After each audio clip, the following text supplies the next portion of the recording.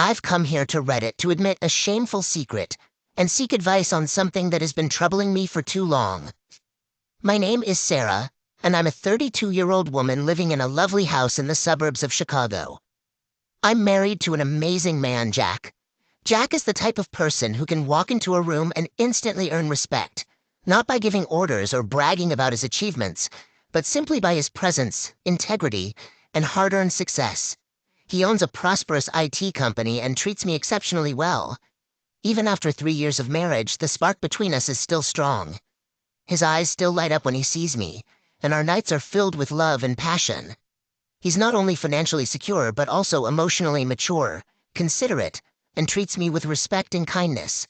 However, despite all of this, I made a terrible mistake. Before Jack, I was married to Mike, who was like a wild storm, unpredictable and incredibly exciting, but ultimately destructive. Mike was never successful in the conventional sense.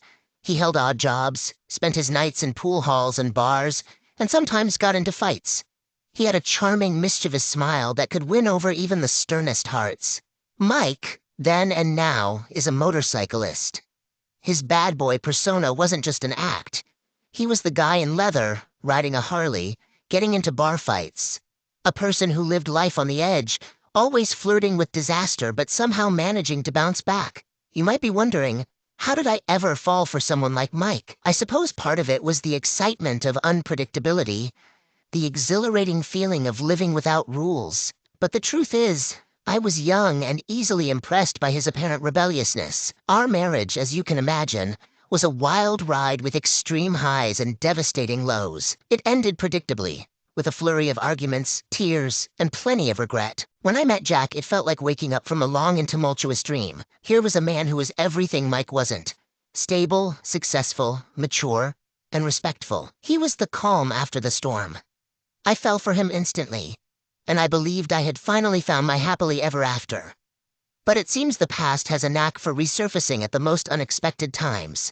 It was at a charity event, something Jack and I frequently attended, that I unexpectedly crossed paths with Mike. There he stood in his weathered leather jacket, amidst a crowd dressed in tailored suits and designer dresses, looking entirely out of place yet unapologetically himself. His mischievous grin hadn't faded. If anything, it had grown even more captivating over time. As we had a couple of drinks, old memories resurfaced, and the excitement I had once felt rushed back to me. I let myself get carried away in the moment, drawn in by his daring charm, and that's when it happened. We ended up at his shabby apartment, a place filled with the scent of motor oil and whiskey. I cheated on Jack. From that point on, I was overwhelmed with guilt and remorse. What was I thinking? Why did I allow myself to be swayed by the illusion of a past that brought more pain than pleasure? Mike, with his chaotic lifestyle, stood in stark contrast to the calm, reassuring stability that Jack provided me. Jack is everything I desire in a life partner. He's supportive, kind, strong, and successful. Most importantly, he loves and respects me. But the memory of that evening with Mike has been tormenting me, gnawing at my conscience and filling my heart with dread. The worst part? I believe Jack suspects something. He's been unusually quiet since I came home late that night, claiming to have lost track of time while shopping. His silence is overwhelming and it terrifies me. Jack isn't the type to confront someone without evidence. However, I can sense that something has shifted. I'm in a tough spot. Should I come clean with Jack, risking our years of trust? Or should I keep this awful secret, hoping he remains unaware, living with this guilt forever? I know I messed up and I deeply regret it, but I'm terrified, and I could really use your guidance. What's the right course of action? Reddit, what would you do if you were in my situation? Now, for my first update. It's Sarah again, with some developments to share. Things have taken a darker turn. Jack's suspicions are growing, and he's started probing into the night I claimed to have been shopping. His questions are logical and reasonable, the kind anyone would ask if they doubted their partner's faithfulness. But to me, they feel like sharp arrows, each one digging deeper into my guilt-ridden heart. He requested the shopping receipts, which caught me off guard, and I hastily came up with the first excuse that popped into my head. I had paid in cash and tossed the receipts. It was a flimsy explanation, and his skeptical look made it clear he didn't buy it. I felt like I was walking on thin ice, and I was well aware of it. Then, he inquired about any other evidence of my whereabouts that night, sending my heart racing. It was as if he were following the breadcrumbs of my lie. Inching closer to the painful truth, I muttered something about not having my phone with me while shopping, adding another falsehood to the crumbling facade. Then he hit me with a bombshell. He asked for my Google login to check my map history. My heart sank as I recalled using Google Maps that ill-fated night to find Mike's dingy apartment. In a moment of panic, I chose to act defensive, questioning his trust and intentions, and it led to a minor argument. It wasn't a proud moment for me, but fear and guilt had me tightly in their grip, and I felt trapped. He was persistent, not aggressive, but resolute in his request. Eventually, I relented, but deliberately provided him with the wrong password, hoping to buy some time. Since then, I've been avoiding Jack, immersing myself in work and errands, anything to keep me away from the house and another confrontation. But I can't hide forever. Sooner or later, he'll ask for the correct password, and then I'll run out of excuses. I'm living in fear, Reddit. I've created a complete mess. Now, I find myself in a situation where the truth could utterly shatter my world. I'm terrified of losing Jack, of losing the life I've always dreamed of, the life we've built together. I'm terrified by the idea that my terrible mistake might completely disrupt my life. The guilt is consuming me, and the fear of getting caught is paralyzing. I still need your assistance, Reddit. I value your advice and perspectives. What's the right course of action here? Should I confess before he discovers the truth himself? Or should I remain silent and hope for the best? Is there even a correct way to navigate this situation? This is Sarah, back one last time with a heavy heart and a story that hasn't ended well. The inevitable happened sooner than I anticipated. Jack uncovered everything, not through a confrontation or my confession, but through the unfeeling tracking of Google Maps. He saw my location on that fateful night, those 3 hours at Mike's apartment. He knew I had realized the truth the morning I got up early to make Jack breakfast before his usual commute, but he had already left. All that remained was a note on the kitchen counter, a painful and poignant explanation that he knew everything, that he had seen it all. His attorney and the divorce papers were on their way. As I read the note, it felt like my heart was being squeezed in a vice. I could hardly breathe, and the room seemed to spin around me. The letter slipped from my trembling hands, falling to the floor, mirroring the collapse of my world. I collapsed to the ground, tears pouring down my face, the harsh reality of my actions hitting me like a powerful force. I tried everything, Reddit. I called him, sent text messages, wrote letters, all in a desperate attempt to explain, apologize, and beg for his forgiveness. But it was all futile. Jack remained unresponsive, as unmovable as a statue. He didn't react to any of my efforts to reach out. He had always been a man of few words, and now his silence spoke volumes. Every moment of it served as a painful reminder of the trust I had shattered. The cold, emotionless demeanor he had adopted towards me was a stark contrast to the warmth and love he had once shown. Now, I'm in search of a place to rent. The alimony I receive isn't much, although Jack was more than fair. It will only cover a modest apartment, a far cry from the beautiful home we had created. I already miss it deeply. The aroma of fresh coffee in the mornings, the sound of Jack playing the piano, the quiet conversations we shared at the dinner table, and the dream of starting a family soon. This loss brings tears to my heart. The vision of raising a child in our lovely home, sharing our love with our little one, has been shattered. I've taken that dream away from him, from us. I bear the responsibility for not only ruining our present, but also our future. I conclude this post with a heavy heart, burdened by the painful realization that I've committed the gravest error of my life. I've learned through harsh experience that choices carry consequences, some of which are irreversible. I've lost Jack, the man who loved me despite my imperfections and wanted to build a future together. Now, all that remains are the remnants of a marriage I've dismantled, and a guilt that will forever weigh on my conscience. Jack, I am deeply sorry for the pain I've inflicted upon you. I wish I could undo my actions, but all I can do now is accept the repercussions and strive to grow from my mistakes. I hope that someday you can find it within yourself to forgive me, even if we can never return to what we once had. I also want to express my gratitude to everyone who read my story and offered advice. Thank you.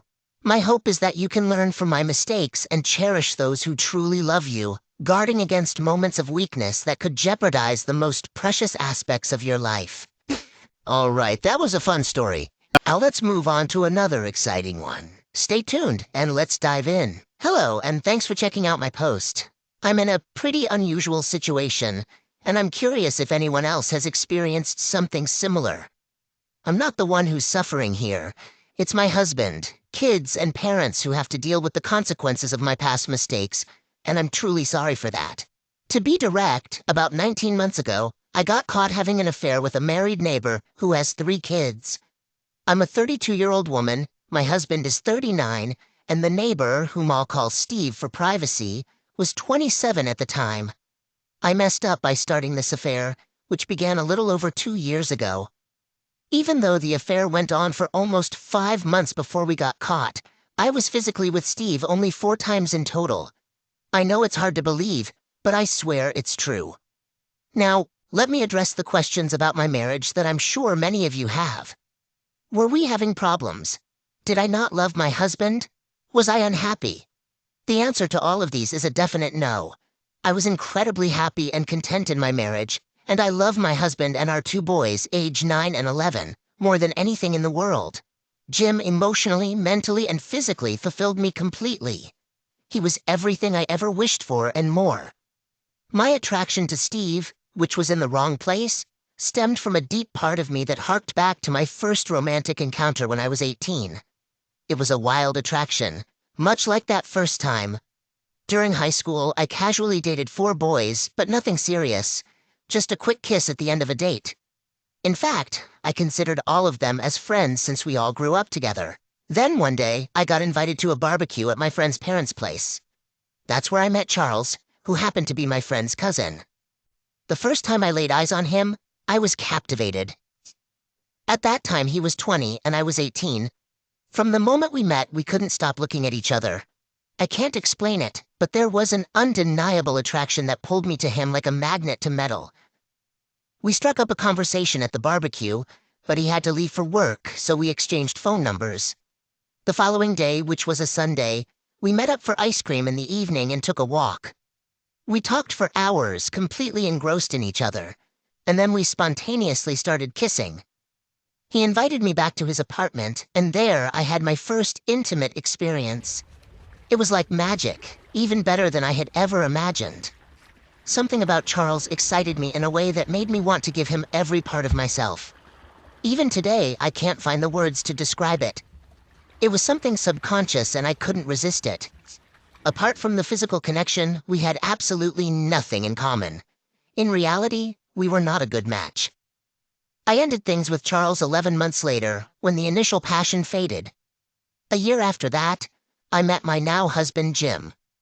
While the initial spark wasn't as strong as it was with Charles, over time I developed a deep love for Jim that surpassed anything I had ever experienced. Jim met all my criteria, and I knew he was the one for me.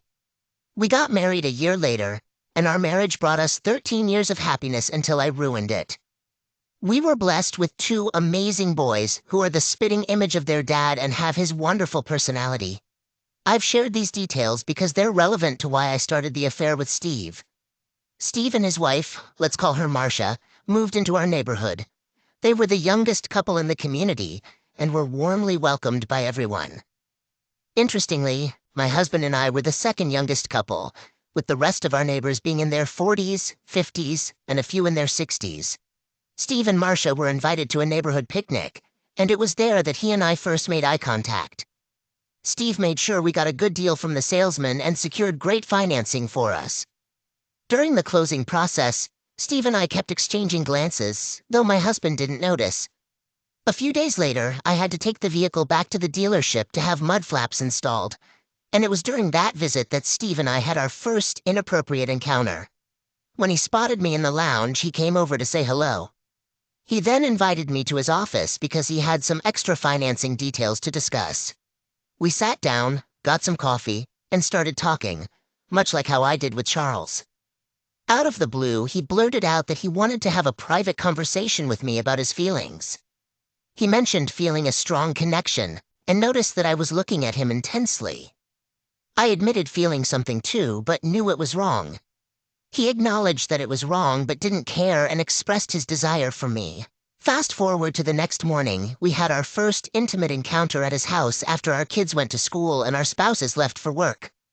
By the way, my husband Jim has a good job, and Marcia is a licensed practical nurse, LPN.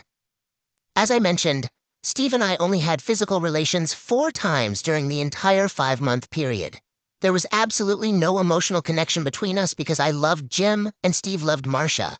What we had was purely physical, and I have to be honest, it didn't compare to what I had with my husband, not even close. However, it was forbidden, which made it thrilling and risky, I suppose. Looking back now, I think being a stay-at-home mom, Sam, for 11 years made me crave the attention I was receiving from this younger, attractive man. I thought I could have this secret adventure for a while and still maintain a loving and fulfilling marriage with my husband. All those thoughts came crashing down one Thursday morning 19 months ago. That's when Steve and I were discovered in bed at his house by Marcia's mother. She walked in on us while we were fully involved and immediately started shouting angrily. She slapped and scratched Steve across the face, leaving a deep gash with her nails. She also struck me on the jaw and forcefully pulled out chunks of my hair before I could grab my clothes and leave the house. When I got back to my own house, I was completely shocked by what had just happened, and the reality of my actions hit me hard. I realized that my perfect marriage with Jim was forever altered and could potentially end because of this. I sat silently for a couple of hours, just staring at the walls, wondering how I would break the news to my husband. Eventually, I decided to call him and left an urgent message. I told him that there was something very important I needed to discuss. He didn't respond, so I sent him a text but still got no reply. At that point, I suspected that Marcia or maybe even Steve had probably reached out to him. A few minutes later, Marcia and her mother arrived at our front porch, banging on the door and the bay window, screaming for me to answer. I didn't. They were yelling offensive words and insisting that they were aware I was inside, urging me to unlock the door. I felt intense fear and profound embarrassment. Thankfully, my kids were at school during all of this. Eventually, they departed and I lay down on the couch, shedding tears. I briefly drifted off to sleep and woke up when I heard a car door close in the driveway. I hurried to the bathroom to splash water on my face and check my appearance in the mirror before returning to the living room to greet him when he arrived. However, he didn't come inside. Instead, I saw through the window that he was walking down the street towards Steve and Marcia's house. I observed him as he headed there and spent almost 3 hours before returning home. When he got back, I tried to hug him, but he kept his distance. I began to apologize, but he informed me that he couldn't accept my apology and insisted that I leave immediately. I collapsed to the floor, sobbing and pleading, telling him I didn't want to go, but he remained firm. He then called my mother and informed her about my actions, asking her to come over and pick me up. My mom arrived, offered her apologies to Steve, and persuaded me to go back to her house for the night. She helped me gather some clothes, and I left while tearfully asking Jim how he would explain this to the kids. He assured me he would handle it, and I left, feeling heartbroken and ashamed. That night, I called Jim, and to my surprise, he answered. When he did, he simply greeted me and then fell silent. I identified myself and expressed my deep regret and the promise that I would never repeat such a mistake. I also pledged to spend the rest of my life trying to make it up to him. Jim didn't respond and only inquired if I had anything else to say. I replied with a no and inquired about his feelings. He responded with, "You know how I feel," and I began to cry. He then suggested that I stay at my parents' house for a couple of weeks before returning home. I agreed reluctantly, but asked when I could see him and the boys again. He replied that he didn't want to see me right now, but agreed to have a short phone call with me every evening at 9 p.m. Our first call ended with me saying, "I love you," and Jim simply hanging up without a response. The next night's call went the same way, with me apologizing and Jim remaining silent until I finished talking. Then he dropped a bombshell. He wanted a divorce. Hearing this devastated me, and I begged him for another chance. He refused and mentioned that he knew he would have to split his hard-earned assets in a divorce. However, in the next breath, he said he'd give me everything he owned if I would just vanish and leave him and the boys alone. I couldn't believe it and told him he didn't mean it, but he insisted that he did. We ended the call and I cried throughout the night. I began thinking of ways to make him stay and came up with a plan to offer him a postnuptial agreement that would heavily favor him, hoping he wouldn't refuse it. All I wanted was a second chance to prove my love to him, no matter the cost.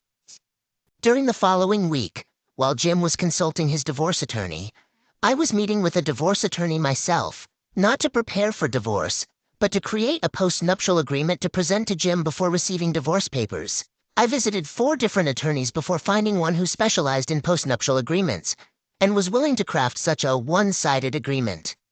It's a one-sided agreement because my husband would receive most of the benefits in exchange for staying married to me for a specific period, giving me a chance to rebuild our love. Unfortunately, Jim's attorney prepared the divorce papers in just 11 days, and I was served with them at my parents' house. 2 days later, I had Jim served with the proposed postnuptial agreement. We had a conversation that night after he read the proposal. He seemed somewhat surprised by what I had offered, and for the first time in the past 2 weeks, I sensed the caring person I once knew resurfacing, rather than the angry and emotionally distant man he had been. Financially and personally, this agreement is a clear win for Jim, and an opportunity for me to demonstrate my value to him. I won't go into specific details about the post-nuptial agreement, but I can confirm that it allows Jim to retain most of our marital assets if we remain married and living together for at least 30 months. Furthermore, if I were ever unfaithful again and we got a divorce, I would forfeit any claim on our marital assets, meaning I'd get nothing, and waive any entitlement to alimony or child support. The agreement also requires me to secure a full-time job within the next 6 months and start contributing to our household expenses. Lastly, it allows my husband the option to see other women if he wishes to during the remainder of our marriage. I know Jim would never cheat, it's just not in his nature. But I want him to know that I love him enough to give him this choice. To my surprise and happiness, Jim agreed to the offer, but with one extra condition. He wanted a clause stating that there is no requirement for us to be physically intimate or share marital intimacy for the rest of our marriage. I felt a bit sad and unsure about this, but I eventually agreed, because I believed that with time, I could regain his respect, trust, and passionate love. However, things haven't turned out the way I expected, and that's why I'm sharing this. We are now 17.5 months into what I call our second marriage, but our relationship feels more like we're housemates raising our kids. Don't get me wrong, I'm grateful every day for the second chance I've been given. But what we have doesn't really resemble a traditional marriage. It's more like 2 divorced individuals living together. Since my affair, Jim hasn't shown any affection towards me, none whatsoever. Not even a simple kiss or hug. He won't let me get close to him for any kind of affection. Although I occasionally manage to sneak in a hug and kiss before he can block me, I can tell he doesn't like it, so I don't do it very often. Additionally, he insists that I undergo monthly at-home STD testing. Furthermore, since the affair, Jim refuses to go out in public with me, even to family gatherings. When our boys have games, we take turns attending. When it's my turn, Jim comes to the games but doesn't sit with me. Instead, he usually stands on the sidelines with other fathers and acts as if I'm not there. The only time we go out together is when we leave town or go on vacations, which we do quite frequently. Jim refuses to move from the neighborhood unless he receives a job promotion that requires him to relocate. If that doesn't happen, his plan is to stay in our current home until our boys finish high school. The boys also prefer not to move because all their friends live within a short distance from our house, and the same goes for Jim and his friends. Since the affair, I've lost all the friendships I had in our neighborhood. Steve and Marcia divorced 8 months after the D-Day, Discovery Day, but Marcia and her kids still reside in the same house down the street. The women in the neighborhood I used to be close to have essentially cut ties with me and hold me responsible for breaking up their family. Consequently, my home has become somewhat like a prison. When I'm here, I rarely go out front and mostly stay inside or in my backyard tending to my gardens. My boys are frequently out and about in the neighborhood, or they have their friends over at our house, including Marcia and Steve's kids. Fortunately, not much has changed in their world. Jim follows a similar routine. He's good friends with the neighborhood men. They either come over to our house where they enjoy cigars and bourbon on our back porch at night, or he's at one of their homes. Jim's daily routine typically involves going to work, hitting the gym, and then returning home. He prepares his own meals and rarely eats dinner with us. He refuses to eat anything I cook, although he did sneak a few cookies I made the other day. On weekends, he grills his own food and only eats what he cooks, avoiding my dishes. The weekday dinners I share with my boys have been a wonderful bonding experience for us. They prefer to eat shortly after coming home from school, so the three of us usually have dinner around 4 p.m. I have everything prepared, and they help set the table, assist with final food preparations, and pitch in with cleaning up after the meal. I truly value this time because it has brought us closer and taught them important life skills. They also lend a hand in the garden, where we've created a fantastic space in our backyard with landscaping. So, to sum it up, some aspects of my life are really positive, while others are quite challenging. I suppose this is a long way of asking whether you believe I should continue this marriage as it is, or if I should release Jim now and provide him with the financial benefits as if he had stayed with me. Deep down, I know he's not happy. How could he be? It's evident that he no longer sees me as his wife or lover but as a co-parent, which we both excel at, by the way. I love Jim deeply and will carry the burden of what I did to him for the rest of my life. I desire nothing more than to return to the loving relationship we once had, but I'm not sure he's willing to go there with us. Please let me know your thoughts on what I should do. I'd greatly appreciate any suggestions on how I can successfully regain my husband's love and trust after such a blatant betrayal. First update, 7 weeks later. I've returned to provide an update on my situation. Last month, I followed the advice of many of you and made the decision to move out of our house temporarily to give our marriage some space. I secured a short-term rental for a nicely furnished apartment nearby, and I've been living there ever since. While I do miss being in the same house as my husband and boys, along with my gardens, it has been somewhat of a relief to get away from that neighborhood. There are so many painful memories and negative vibes there, all of which I know are my fault. I'm not making excuses for what I've caused. When I informed Jim of my decision, he appeared surprised and somewhat saddened, asking numerous questions. His reaction conveyed a lot to me. It indicated that he still has feelings for me, and I could see it in his eyes. I pick up my boys after school, and they come to my place for dinner and spend the night a few days a week. Jim and I are flexible about this, and the kids are aware they can come and go as they please at either place. The main issue I'm facing now is that since I'm no longer at home, I don't get to see Jim very often. I'm also not in a position where I can talk to him in person, so I end up calling him with trivial questions multiple times a week just to stay in touch. We've had several lengthy conversations about various topics recently, which is another sign that he still cares for me. I know I still love him. That's all for now.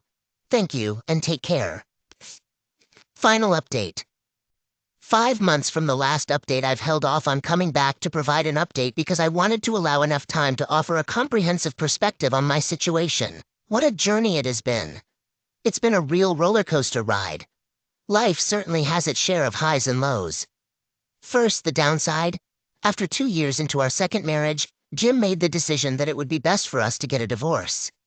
Jim mentioned that while he still cares about me and may consider rekindling a romantic relationship in the future, he believes he can't do so while we're still legally married.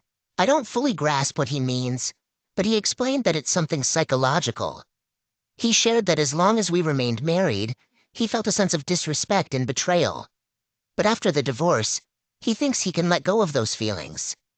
He compared it to dating once more and assured me that we would go out to commemorate our divorce on the day it becomes final, possibly even spending the night together. I realize this might seem like an unusual way to divorce without guilt on his part, but I'm willing to go along with it if it means I can have this man in my life as my partner, lover, and friend.